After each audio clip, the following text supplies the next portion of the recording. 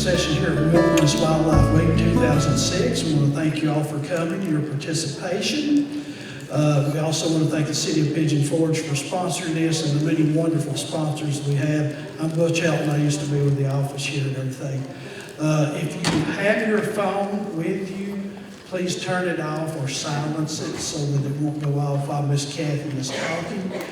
Kathy and Mike have done programs for us for years here at Wilderness Wildlife Week, some of the most popular. And she's a very gifted storyteller. And if you haven't heard her before, you're in for a treat. And if you have, you know what to expect. It's going to be great. So please make Kathy welcome, please. Thank you. Thank you so much. I just wasn't sure if somebody was going to be officially doing any greeting, and so I appreciate your doing that for me, Butch. One thing before I actually start and get into the session, I do want to mention right away, and you probably already know this and have your books, but just in case you didn't, tomorrow from 3 to 4, I will be doing a session, an hour-long session on colonial America, America 250. And then Mike and I will do our music and storytelling, our Hills and Hollers, tomorrow from 5:30 to 6:30. And that one is going to be Tennessee originals, things that were first coming out of Tennessee. And then on Wednesday, this is the one I more wanted to emphasize, because if you're going by your booklet, and you didn't get the insert that goes in the booklet, there is changes in the scheduling for Wednesday. If you look at it online, you'll be fine. But if you're like me and still use the booklet, don't necessarily go by that Wednesday, what was printed up in the book. Go by the new changes that they have stuffed it with or asked for it at the counter. And on Wednesday then, I will be doing a tribute to the Cherokee. And that is also from 3 to 4 on Wednesday. And so I just wanted to mention that. It's good to see your smiling faces. And I run out of time every time. I used to do 90-minute sessions, and I ran out of time with 90-minute sessions. And so I'm going to start right away simply because I try to be at a certain spot in the time frame and keep on that, but it is very, very good to see each one of you here today, and I'm honored, that you would come to this session, because there is so much that is so, so good out there, and so I'm just very, very honored that you would consider coming to this session. Okay, I want to talk about people who had moved into the Smokies in the late 1700s. That's really when this area started growing after the American Revolution. And for a lot of the people living here at that time frame, what did you do, or what could you do to help maintain your health? Well, really, there were sort of 3 things, and it may sound funny, but it is the absolute truth. You doctored yourself, you prayed a lot, and in the end, you simply had to trust the good Lord for the best results. Because there were very few doctors here, and that wouldn't be true just in the Smokies, but even nationwide, at this time frame. But for the mountain people here and those moving in, they were very, very fortunate that we had a group of indigenous people called the Cherokee. And thank heavens for the Cherokee, because they helped the Scots-Irish mountain people learn how to use over 700 of the different plants and trees here for various medicines, for folk medicine, home remedies that they would pass down from generation to generation. And yes, 700 different medical uses for the plants and trees here. You see, one thing, I'm sure most of you are familiar with this, but in case you're not, I'm going to mention this. When you come to the Smokies, our national park is one of only 26 UNESCO sites in America. Worldwide, there's over 1,100. But in the United States, there's only 26. And the reason this national park is a UNESCO site is because of the plants and the trees. Over 5,000 varieties of plants and 130 species of trees. So this was an herbal paradise. And the Cherokee had two types of healers, okay? They had those that were very, very dependent on the different plants and the herbs, the berries, the fruit of the trees. But then they had also, so those were known as the herbalists, but then they had also a grouping of people that were specialists, and they called them the conjurers.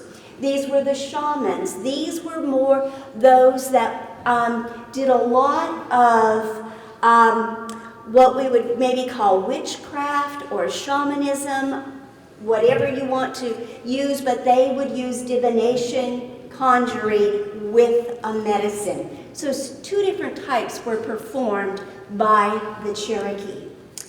So think about this.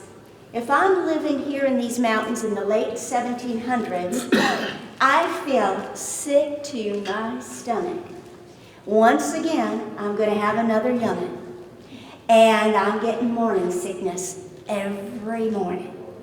What do you think was one of the most common medicines that were used at that time for whether it was menstrual cramps or labor or morning sickness? Also used today. If you have any type of joint pains, arthritis pains, very, very common that grows here naturally. Ginger root. Now that may be what you were thinking, it may not have been, but ginger root, okay? And think of all the different substances. What is so amazing with the plants, sometimes you had to know the root, okay? Ginger root, golden seal. There were certain ones, raspberry plants, pokeberry, ironweed. This you're going to be using the root. Then you had other plants where, oh no, I don't need the root. I want to actually use of the tree the bark. So if you had a problem with gout in your foot, but you happen to know, hey, down the road is a great big dogwood tree, I'm going to take a little bark from that dogwood tree, I'm going to seep it, make a tea, drink it. That is going to be very, very effective for gout, okay? Parasites. We don't like to talk about it, pinworms, hookworms, roundworms, all these things, but the dogwood bark, very, very effective for that also.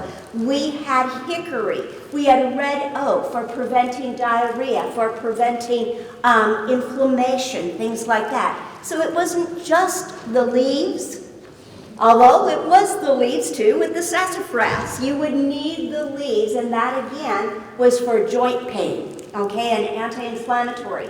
But you had sassafras leaves, you had roots, you had bark, you also used the actual fruit of the tree. You used the berry, or you might use the pawpaw fruit, okay? I'll never forget when Dwight McCarter taught me, when he was the one who trained me, Cherokee, and he taught me, he says, Kathy, see that pawpaw fruit?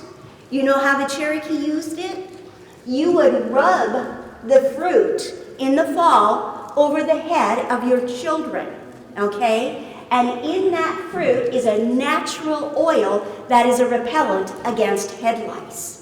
Okay, so many, many things they taught us. But it was the berries, it was the fruit, it was the leaves, it was the sap. So just to plant a tree could provide a variety of substances. But in addition to those substances, you also had mountain people using kerosene, They used turpentine, especially for a lot of things like mosquito bites, chigger bites, that type of thing. You also had good old-fashioned moonshine, and then you had honey. And a lot of people would actually use a combination of those four things. And one old mountain man said one day, he said, you're either going to die, you'll either blow out or burn up, but something is going to happen, okay? And you know what's interesting? For a lot of the Cherokee, as they were passing things down from generation to generation, they knew that they were expedient. They weren't waiting for modern science and modern medicine to come back 100 and some years later and say, oh, by the way, this will work. And it's like, yeah, we tried to tell you that. But what you also need to be aware of, that we have lost. If you and I lived here in this time frame, we walked out our cabin, we walked along Baskin's Creek or Roaring Fork, we know, oh, here's some poke we can have, here's some brook letters. There is wonderful golden seal, there is false Solomon seal. There are things we can pick all along the way, not only to eat, but to nurture our body and to cure a specific ailment. So, if you've sort of grown up with that knowledge, it was a lot harder for you to accept something known as modern medicine than it was for those people. It's like, you mean I'm to embrace what grandma and mama have used? I'm no longer going to put, a cheesecloth full of ramps and garlic and onion around my neck and quit wearing it? So for us, it's not a dilemma. But for a lot of the people here, it's like, okay, how much do I abandon the old ways and transition into the new, and that doctor with that black bag and all those new instruments that I've never seen before? And what's so funny, that they've studied the history, different people, doctors, who have studied the history of medicine in these mountains. What they found out, if you were a mama or papa, a mom or a dad, you weren't willing to take that chance on your own life.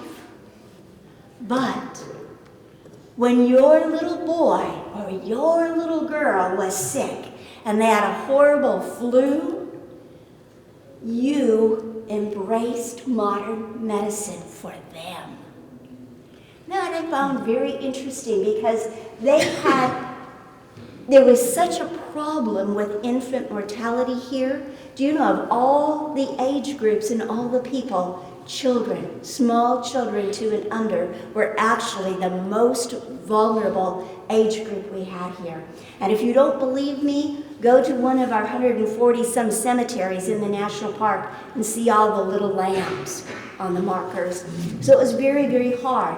Some of what was passed on was good medicine to later on be validated by modern medicine. Some of it was superstition, okay? For example, if I would have had asthma, I have a lot of respiratory issues, but if I had grown up in these mountains and had asthma all throughout the 1800s, if my parents would have listened to the folk medicine back then, they said, we're going to either find for you a chestnut tree or we're going to find a sourwood tree. We're going to walk you to that tree and put you against it, and then right above the top of your head, we're going to drill a hole in that tree. I'm going to cut off a lock of your hair, put it in the hole, plug it, and the next time you walk by this tree, your asthma will be gone. Now, if it was whooping cough, they said you would do it with a chestnut tree, okay? If you happen to go to bed at night and suffer with a lot of foot cramps, Well, Christina, what you need to do next time you go to bed, you need to turn your shoes upside down.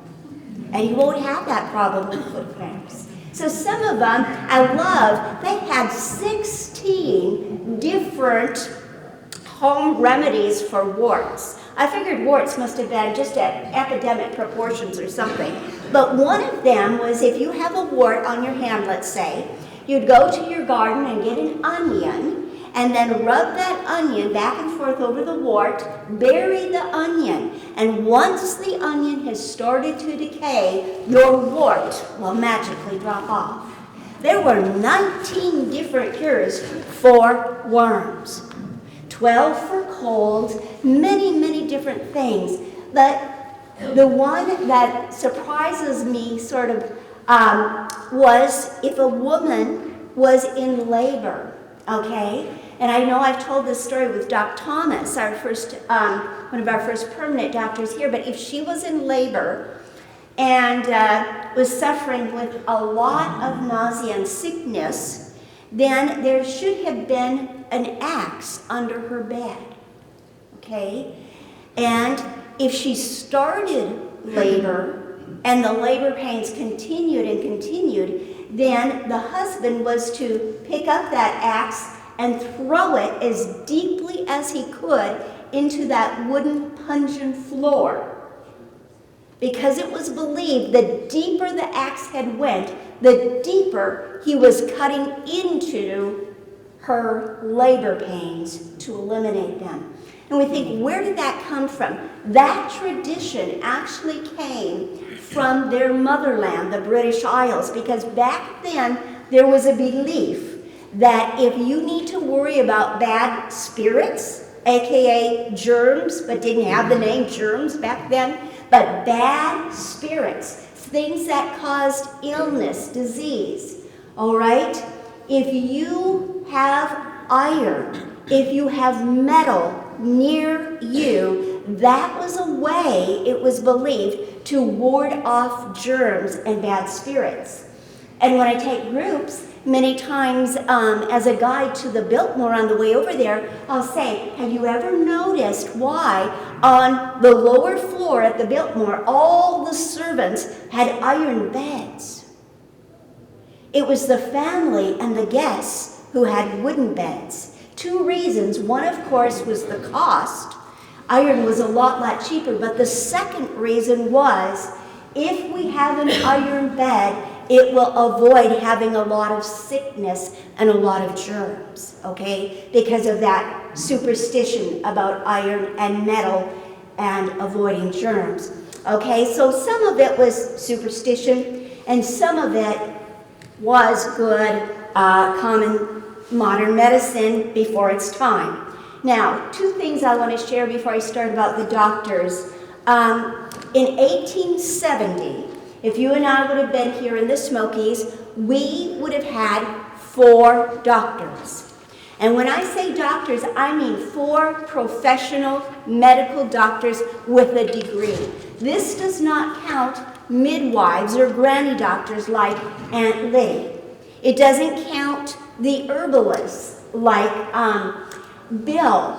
He was an old Cherokee man living on Roaring Fork. He was Cherokee Bill, and he would treat people with different herbs. Doesn't count any of that. It's just 4 medical doctors.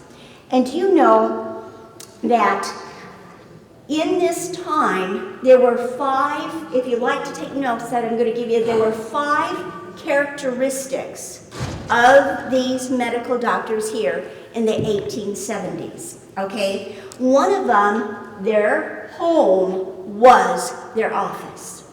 No such separate thing as an office downtown. Your home is your office. The second thing, if you were going to be a doctor in these mountains, you knew it was required that you would be making a house call, okay? That was absolute standard fare. Well, in the 1870s, if you went on a house call, how much could I charge Bill for making my trek either on horse and buggy, hoofing it by walking, or simply a horse? For all my labors, I could charge $1. Unless Bill was living far away from me, 10 miles or more, and it was in the middle of the night. Then I could charge him $1.50. Can you believe it? So many of the doctors that came here, they realized they were coming into an area where the people were dirt poor and there was no way they could be able to often pay them. And so most of the doctors, they said, if you can't pay me, it's okay. I'm not going to deny you service. They would come anyway.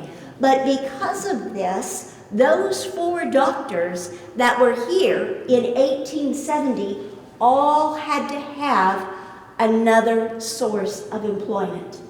And 2 of them were farmers, other had like mill work and other things, but they had to have another occupation. They couldn't make it strictly on their doctorate. And then what would be in the 1870s, and if you were summoned, because that's the only way they could get you, somebody had to ride the horse, either a younger brother or sister, a neighbor, a spouse. So if you were summoned to come to a home, what were the most common ailments that people were suffering from in this area in the 1870s? Number 1, you'd be called for setting bones, okay? Life here was hard, it was physical, you were outside a lot, and the way children played up on top of the barn, up on top of the chicken coop, it was nothing for them to fall off and break a neck or a bone or something. So setting bones was number 1. We also had, and there were many who had to have their babies delivered, and if you didn't have a midwife, you might actually summon a real medical doctor. The granny women, they often refer to it as catching babies, okay?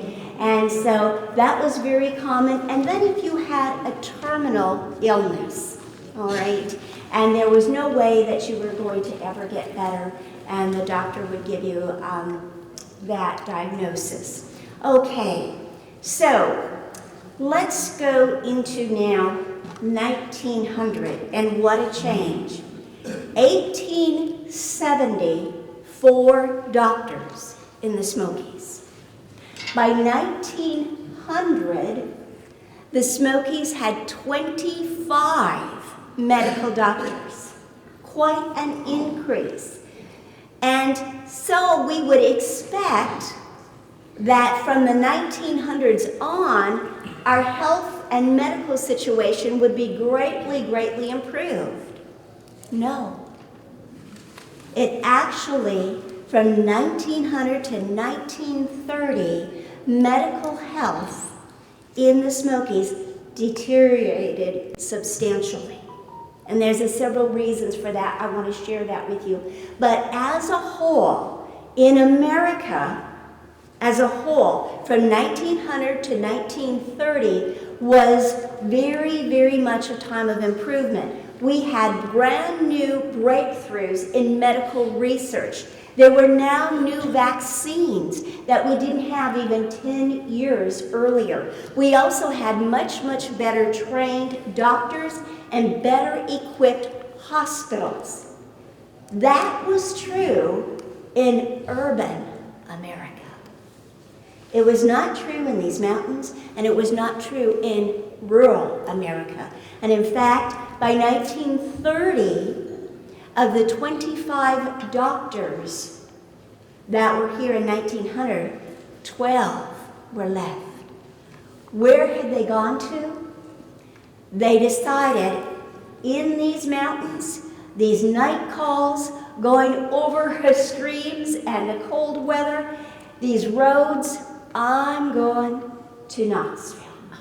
I'm going at least to Sevierville. So many of them decided they were going to, in favor of the mountains, move on to a city. That is also the time frame in these mountains that doctors decided, I got to get this office out of my home. This is not working. My whole family gets woke up in the middle of the night. You know, here I am trying to have a surgery on the, kitchen table, and the kids need to eat breakfast. This is just not working. And so what's going to happen is between the 1920s and the 1930s, doctors are going to make that transition. They're going to have set hours with a set office, which if you're a lady in these mountains and you live in Wares Valley and your child has the measles and you've got to get help immediately, that is not helping you. That is not helping you if you don't have any way to get to Sevierville and you can't wait till 9 in the morning or till Monday. So you see the difference it made. And the third reason that the health conditions deteriorated, we were literally plagued with an abundance of plagues, epidemics, from 1900 to 1930. Okay? And what happens, the first major one comes in 1912 and 1913. 2 years of tremendous epidemic of smallpox. It starts at Elkmont in the lumber camp. And so if you were a woodhick employed there and your family also is going to be living at this lumber camp, they actually had a little building that was totally quarantined off, and if you had smallpox, then you had no choice. You had to go to what they called the pest house. That was the name, the pest house. There was a guard at the front door 24/7. They would not let you as a patient out or a visitor in. Now, in the rest of the county, they simply quarantined in their homes, and your neighbors, your family, friends, they would bring food and put it on the front porch. And we thought COVID was new, all right? But that's what they did. Then, in 1919, this area was hit with a horrible hookworm epidemic. And I don't know if you're all familiar with how you contract hookworm, but most of the children here went to school barefoot. In the fall, if their parents turned in the chestnuts, they'd be lucky enough to get a pair of shoes, one a year. But they weren't in good shape by the next fall. And if you didn't have a brother or sister and the chestnuts failed, you weren't going to school with shoes. And so you have all these outdoor privies and children walking through the fields and the yards barefoot. And this is how you get hookworm. Once you have a hookworm in that lining of like your intestine, it's going to rob your body of your protein, of your iron. So many of the school teachers here, when they would talk about their students, at this time frame, they could not understand why are they so lethargic. They're falling asleep, they can't concentrate, they're pale as a ghost. They were anemic, and it was because of the hookworm. Then, for 2 more years, an epidemic hit the Smokies. But this was a worldwide epidemic. It was, in essence, a pandemic, but it was the Spanish influenza. And the very, very first month, October of 1918, when it hit Knoxville, there were 800 cases reported. It took only a few couple weeks later that it was now in Sevier County. And in November of 1918, we had tremendous number of people coming down with Spanish influenza. But this also coincides, think about it, what's happening on the world scale. This also coincides with the ending of World War I. And now all our veterans from Sevier County are coming back on ships that are already infected with Spanish influenza and bringing it to the area also. So it was a really, really bad problem. And then also in 1920, as if that isn't bad enough, we have a measles epidemic. So, in the midst of all of this, deterioration, there was a few rays of hope that helped to turn things around by the mid-30s and 40s, okay? So, of the different types of children's diseases, diphtheria was the worst one here. And for adults, it was consumption. That was the #1 killer from 1927 to 1930. And that's sort of surprising because when doctors came here, if they weren't local boys, they were so surprised that it would be tuberculosis. Why do you think they were surprised by that? When you think of TB, you think of it of urban disease, the tenements, the slums, all that poor air. Then you think of the Smokies and our beautiful, beautiful mountains and this clean, good mountain air that everybody could be exposed to. So why was TB such a problem? Think about the cabin you lived in and how it was heated. A fireplace, many times very, very poorly ventilated. And if you and I would have walked into either a stone cabin or a wood cabin, we could have probably taken our finger and scaled down the wall and have a whole layer of soot on our finger, right? Because of the very, very poor ventilation of the fireplaces. So a lot of times they were breathing in very poor quality air in the home itself. So tuberculosis was a great, great problem. You know,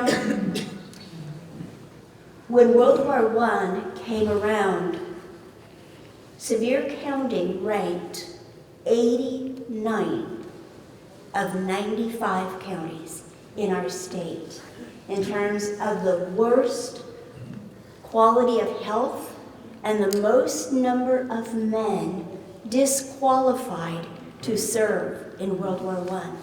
60% of the men from this county failed to be able to go over and serve because they could not make the requirements medically, right? And, you know, it was so sad because the church bells would ring almost every day during 1920 when we had so many deaths, especially of the children. And there was a couple living here, Dick and Kate Olmby. And they lived in the Sugarlands area. And that morning, they lost their little girl to smallpox. By the afternoon, they had lost their other little girl to smallpox. Dick would make his daughters their own small handmade casket. Usually you'd use walnut wood, was what most of the people here preferred. And then, with no one else to help him, he had to go into the cabin and say, Kate, you need to help me. I've got ropes, but we've got to lower these 2 caskets into the ground. The hole has been dug. But if you could help me take one end with ropes, I'll take the other. And if you could, it would really, really help me if you too could shovel and put the dirt back over these 2 caskets. And the next day, Kate, she told her best friend, you can do things when you know you have to, when there's absolutely no other choice. You can do them. And that's what I did. So it was hard for many of the mountain people here as we went through these epidemics. So, one of the things, I'm 5 pages behind. Okay, one of the things, responses to the deterioration, okay? One of the things, we were also blessed not only to have the Cherokee, we were blessed in 1912 when the Pi Beta Phi came in. And if you know anything about this group of ladies, they were America's very, very first college sorority out of Monmouth, Illinois. Their founder was a doctor, a female doctor, Jenny Nicole, okay? And this will also be the first sorority in America to start what they called humanitarian projects, because they wanted their college clubs to do this in different places. And so the Pi Beta Phi are responsible for bringing in the very first permanent nurse here named Phyllis Higginbotham. She had a 6-mile radius from Gatlinburg, and she would go out with her horse Lady day and night, rain or shine. She said, sometimes I even had to go cooning across logs over streams, getting down on all 4s. But anyway, she had a little saddlebag, and she put what few medical supplies and instruments she had in them, and she would go to the people.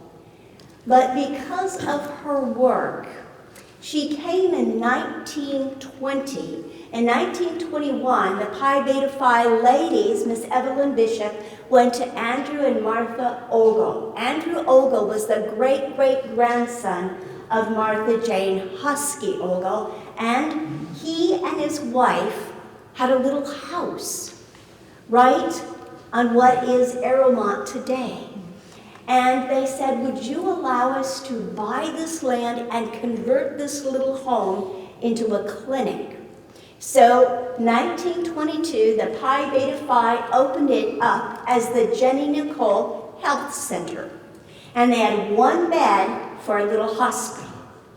And Miss Phyllis did such a good job. She was so dedicated and so skilled that the state of Tennessee noticed her. And they said in 1926, we want to hire you, and we want you to serve the entire state of Tennessee and go to all the rural areas and set up a health clinic. And let this one in Gatlinburg be the model for all the others. So that is what she did. And it's sort of funny, she took very, very good notes, like a lot of the Pi Beta Phi teachers did. If you ever go back and read any of them, she said, when I would go to a home up in the hills and hollers, and I would have my horse Lady, I learned very, very quickly. One thing you never do is go all the way up to the front porch and knock on the door. She said these were still the days of some feuding going on in the mountains. So I would only come to the approach of the front gate. I'd yell out my name very loudly and why I was there, because she said I didn't want to be dead on arrival. But anyway, so she did a tremendous job. That really helped the people here too by giving them a health clinic. And also, Miss Higginbotham's chores were not just reactive, they were also proactive and preventive, because she was actually teaching the ladies first aid, how to deliver babies. She taught them the importance of screened windows. She taught them the importance of where you put the privy, how low, how high it was, how far it was from the main house and the smokehouse and the spring house. That was very, very important. And she also taught them nutrition. Let's expand our diet beyond corn 3 times a day, okay? And so she did a great job to help these people in terms of prevention also. The second thing that happened in Sevier County was that we had a health department.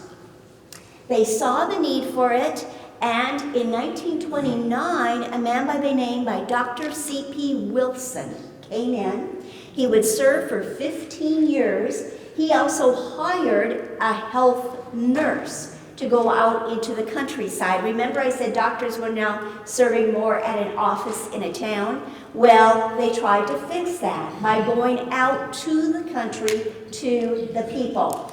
And Mr. Wilson then, he would actually, in 1945, he started a 36-bed hospital in Sevierville on East Main Street. Okay, sort of our first, well, there was the Brody Hospital too a few years before that, but one of the first hospitals.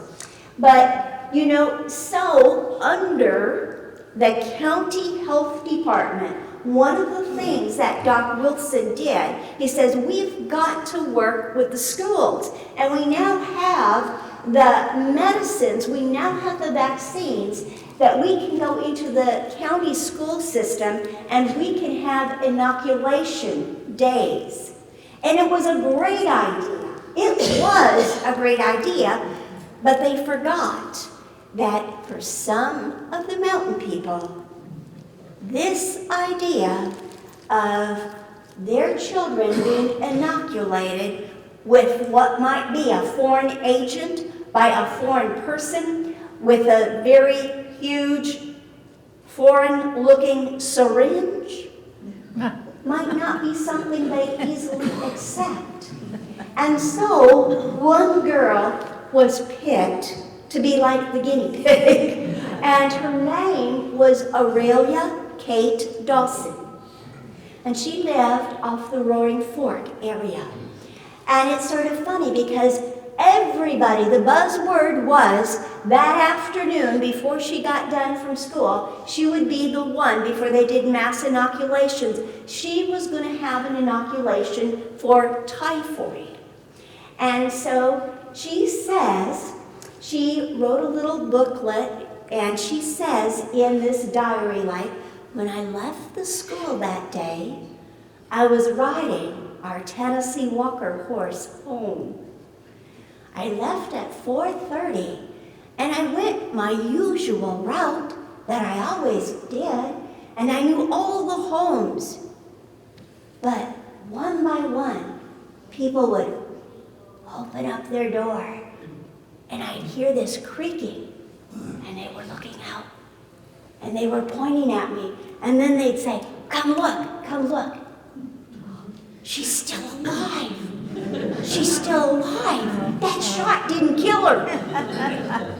The next morning, she went back to school, and she said, this time, people were standing on their front porch, and when she rode by on her horse, they started clapping. They actually clapped, and they said, she's alive. We can do this. And the next day, the line for typhoid fever, the inoculation line, went out the school door.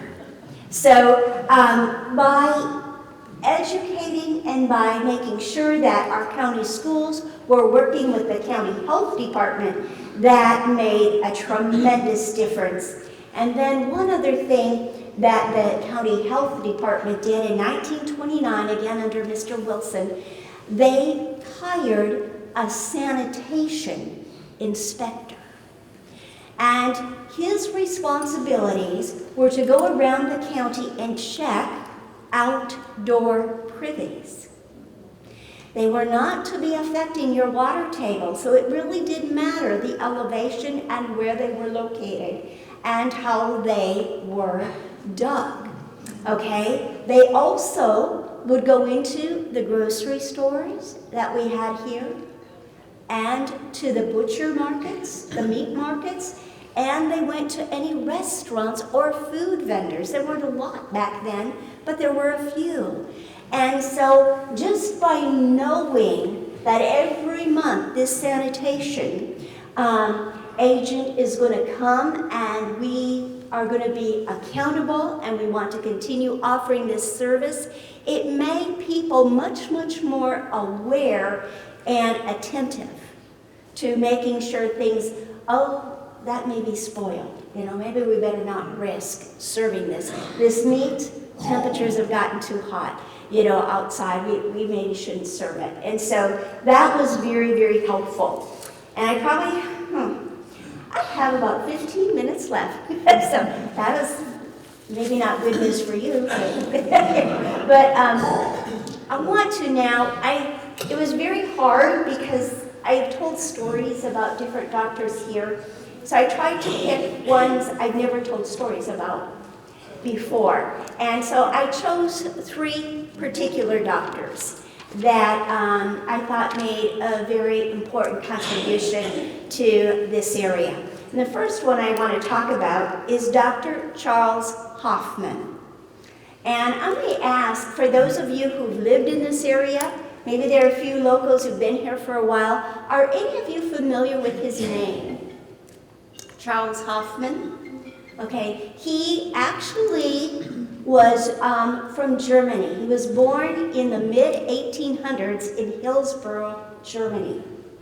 But he got his medical degree from Heidelberg, and then when he was still a very, very young man, he did his internship up at Bellevue in New York. Well, it wasn't that he was coming here immediately after the internship. He loved the Wild West, and he loved sheep. So he and another doctor that he had worked with decided to go buy land in Montana, buy a great, great big sheep farm, and raise them and also do doctoring there. Well, one night there was a blizzard, and he had to get on his horse and try to round up some of the sheep. And in the process, he was thrown from his horse, and he had been out in the cold for so long that 2 of his fingers were frostbit, and they had to be amputated. For a surgeon, having your fingers amputated meant no more surgery. So he left Montana, and he decided he would go to the University of Arkansas and teach surgery to students. But he had a good friend who lived on the Tennessee-North Carolina border. He had never been to the Smokies before. So in 1913, he leaves Arkansas, and he decides to come for about a summer to the Smokies. Absolutely falls in love with the area and with the people of these mountains. So for that summer, while he's here, he is staying at the Whaley's boarding house in Big Greenbrier, okay? Well, news gets out. We got a doctor in town, or at least for the summer. And so people start coming to Greenbrier every day with all their aches and pains. And that's when he realizes, my goodness, there is a great, great need for me right here. And then he met a young woman he fell in love with also, and that always helps. So he decided, I don't need to go back to Arkansas. I'm just going to stay right here. So he bought him and his wife a home out by Emmert's Cove, and that's where he did his doctorate. And he would be here for about 36 years, from 1914 to 1949, when he passed away. And so with his horse, he would make his route. Now this is quite a long route. It went all the way from Cosby, then Greenbrier, Gatlinburg and Pittman Center, then the Sugarlands, over to Elkmont, and all the way over to Townsend. Can you imagine doing that? By horse, then horse and buggy, and then the last few years, if you were lucky, you had an automobile. But very, very devoted man, I'm sorry. And, you know, because he was on his horse for so long, so many hours, maybe when he was coming back home, when he would get into his own yard and it was time for him to dismount, guess what happened? Couldn't get out of the saddle.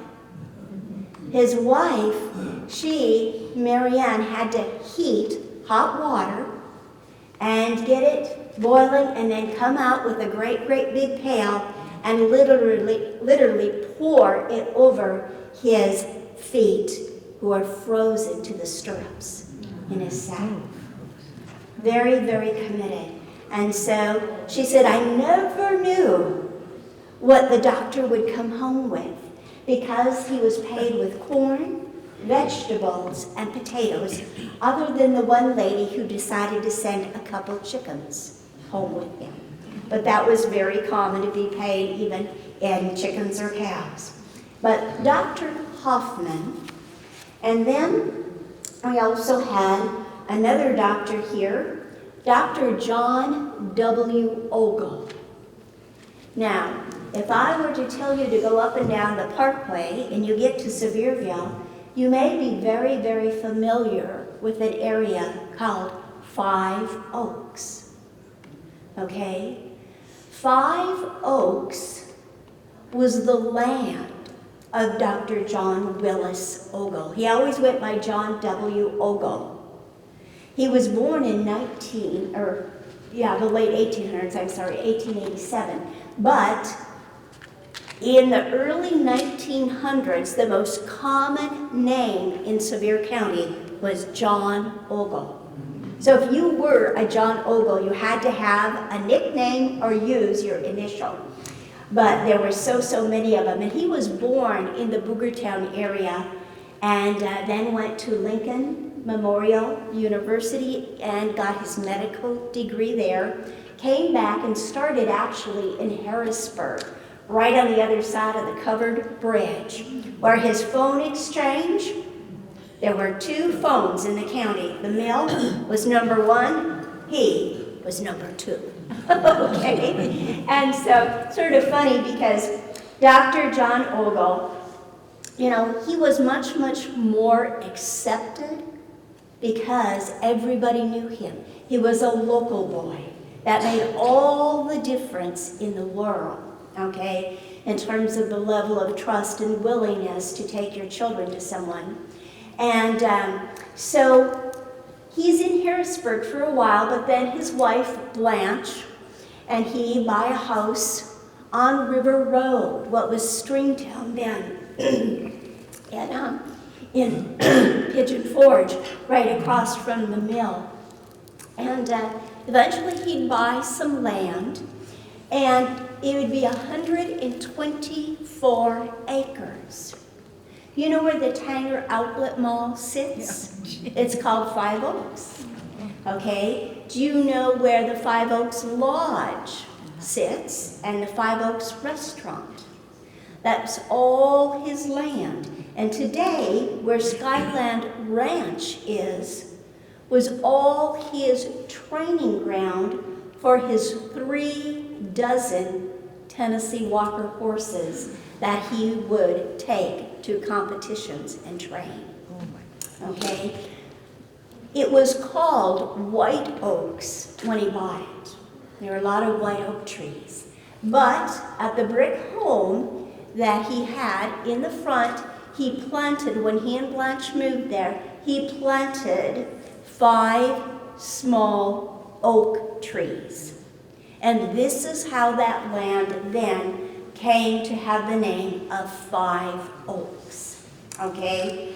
And, but he too was very, very willing to go night or day, and he also would often accept cattle, pigs, chickens, not that he needed it at all, but he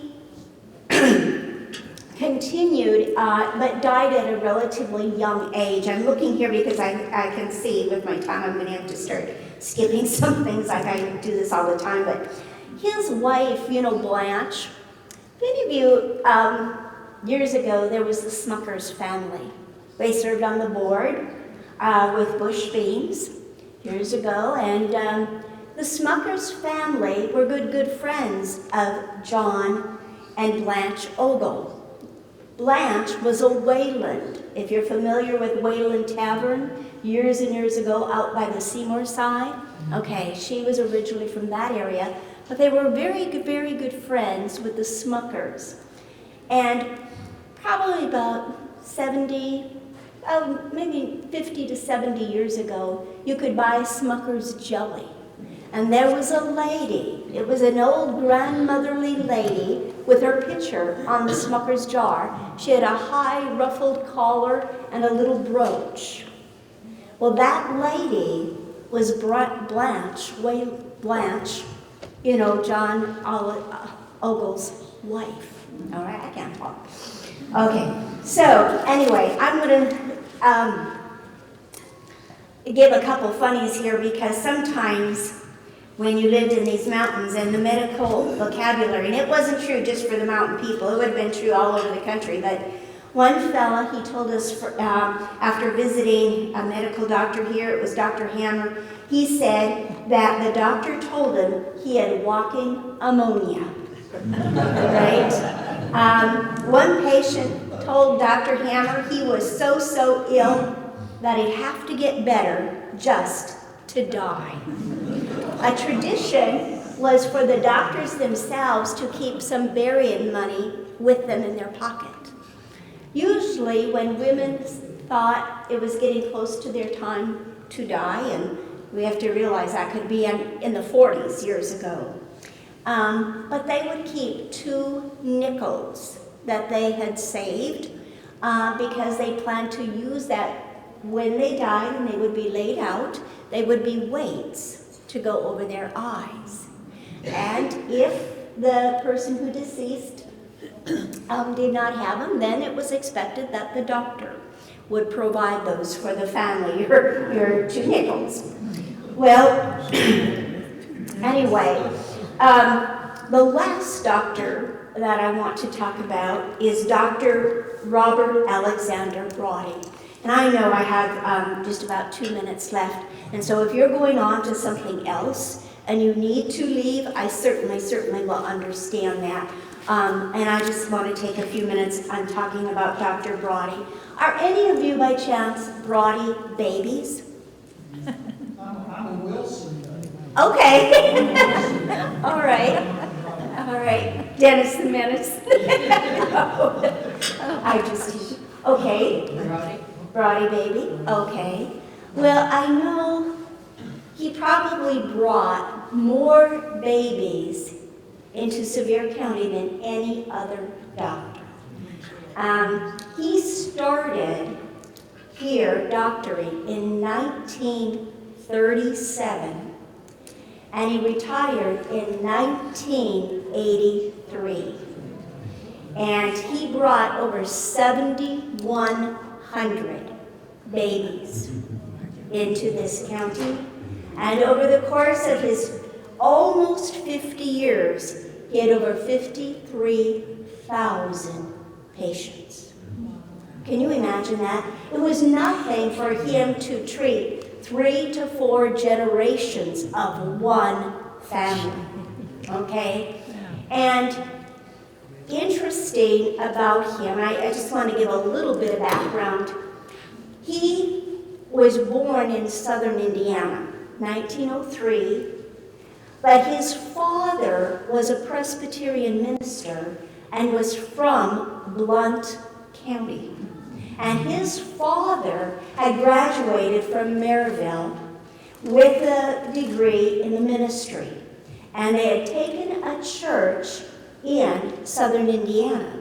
But before that, his father had a church in White Pine, Tennessee. That church called him back in 1917.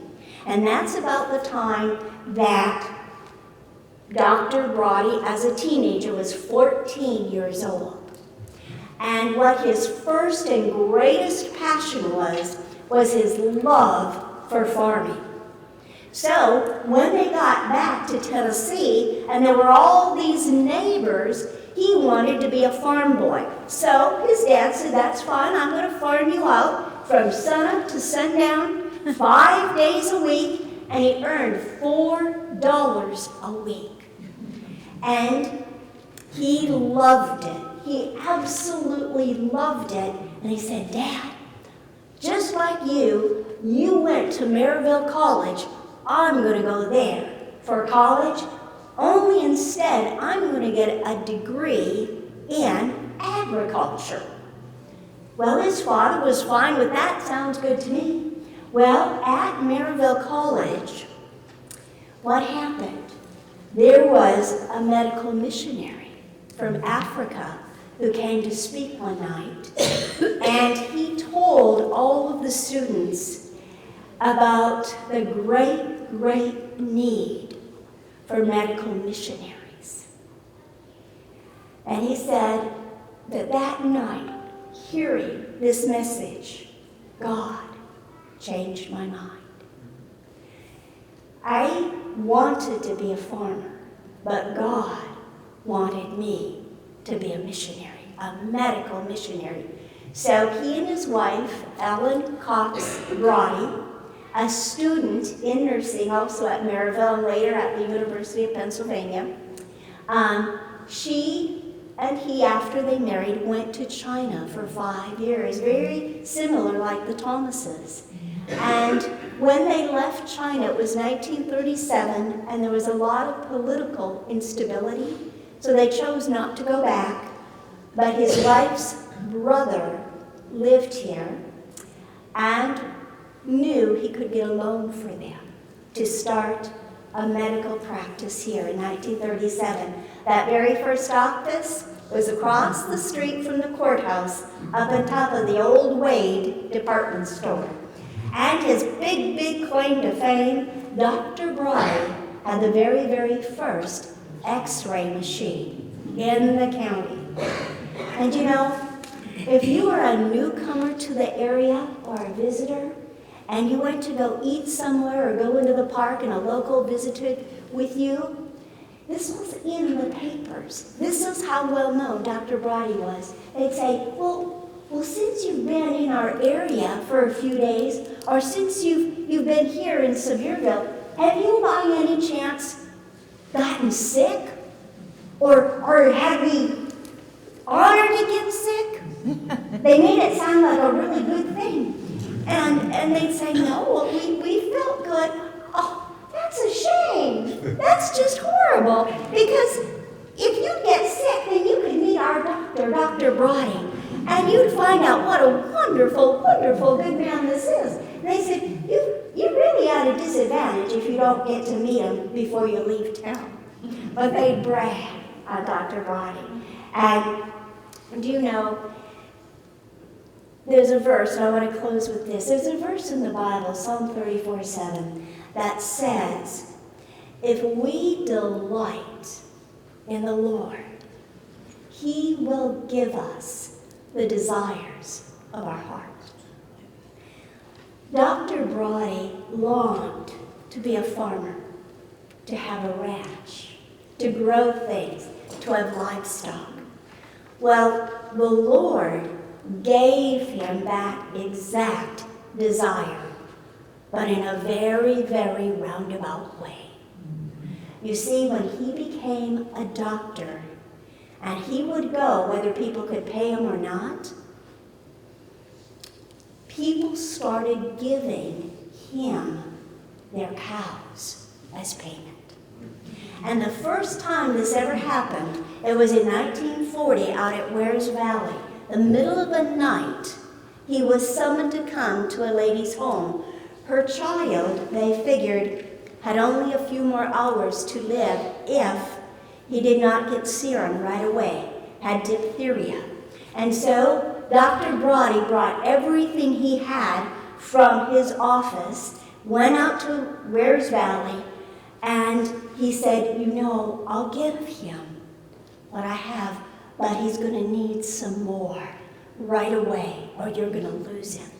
And she said, well, I can wait. I can wait till after 9 o'clock tomorrow morning when a man who works at Alcoa at the plant, he's going to come through here, and he promised me he'll buy my milk cow. And after that, I'll have the money to go up to the hospital in Knoxville and get some more. He said, honey, you can't wait till tomorrow morning, till after 9 o'clock. You've got to go now. He said, would you let me buy your milk cow? and I'll pay for it immediately, and then you can head for the hospital right now. That's what she did. And the little boy survived. I want to tell you, in time, by getting cows this way, over the few years, about 10 years later, by 1950, he had 300 head of cows. Now he needs land. Now he needs pasture, so he buys up land. They're living on Old River Road, so across from the creek, the river I should say, he buys up a bunch of land, and he has a dairy farm. It is known throughout the entire Southeast because he does competitions, he goes to TBA fairs, 4-H fairs, wins awards, has the best dairy herd in all the Southeast. Then he has another 100 head of cattle up on Middle Creek Ranch. And his sons say that the cows produce so much that when they'd be out milking in the afternoon, his son Billy was the one in charge of the dairy farm. And he said, you know what? Our pails would be filled to the brim, and those cows still had a lot more to give. He said that's when the gunfights would start in the barn, and we'd start shooting all the other milkers with warm milk across the road. But sort of funny, so he won a lot of awards. And by putting the Lord first, he still got the farm. And when they started their own hospital, it was a 19-bed hospital. And do you know, they actually lived in the hospital for many years till they bought their own house. But when he started that hospital in 1940, he made sure that all the patients had fresh milk every morning from his dairy barn. Finally, he later sold them, so I'm going to close with this. He later did sell it to a dairyman from South Carolina, sold the whole kit and caboodle. And that dairyman from South Carolina, a couple years later, he wrote Dr. Brody a letter, and he said, I want to tell you, the day I bought these dairy cows from me, you lied. You told me that some of these cows could produce as much as 13,000 pounds of milk a year. I'm just here to tell you that was not true. Several of them have produced 16,000 pounds. Thanks for lying. Anyway, okay, thank you for coming, and thank you for your patience with me. I know your time's valuable, and we went 10 minutes over, so I'm sorry about that, but thank you so much.